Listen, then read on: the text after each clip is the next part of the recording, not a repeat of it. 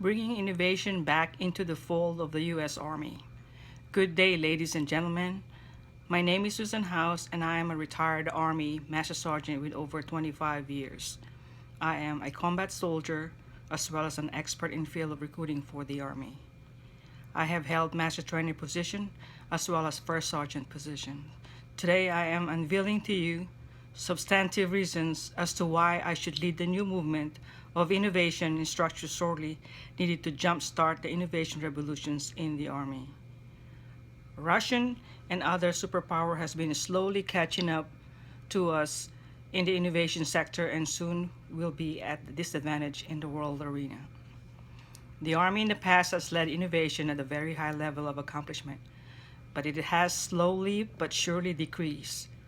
A classic example of this is the M1 Abrams tank, which has had no major modification or innovation to the original build since 1980.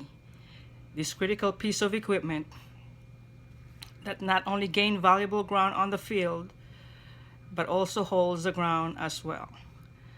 This is also the current trend with most, if not all, equipment resources since we started combat operations since 9/11 took place.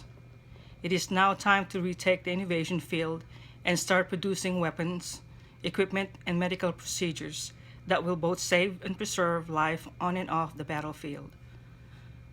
My vision is very simple. By incorporating servant leadership and center of influence structures for innovation, this will concentrate the efforts more on innovation using global resources, national resources, and internal resource inherent to the need of the innovation machine in the Army.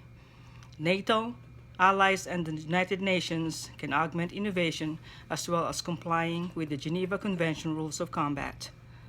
Independent contractors will help, but the budget must be conducive to spreading the monies for the appropriate resources for innovation.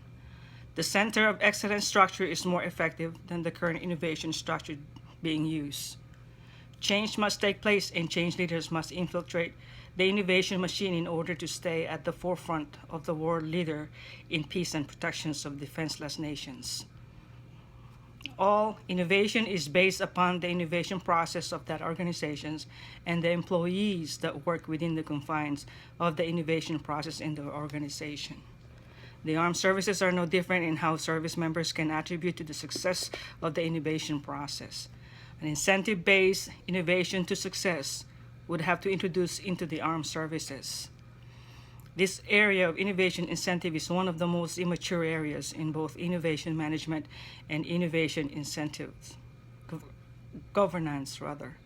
Incentive 2017.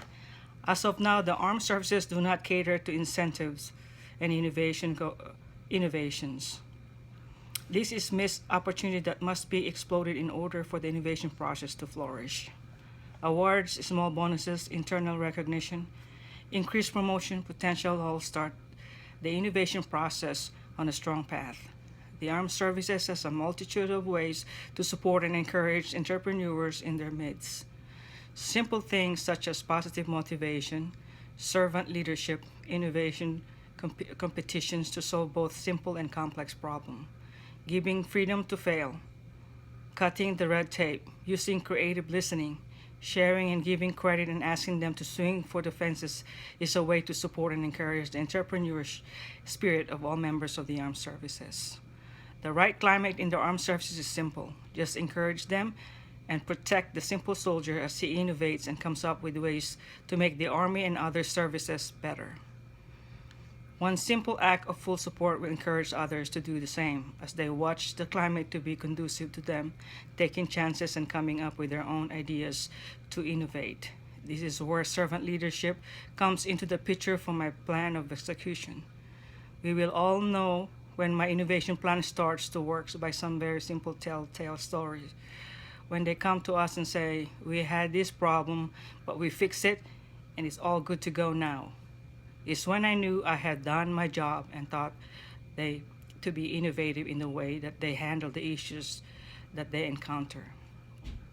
This is when the climate, culture, and innovative nature of an organization is where it needs to be for success and not failure.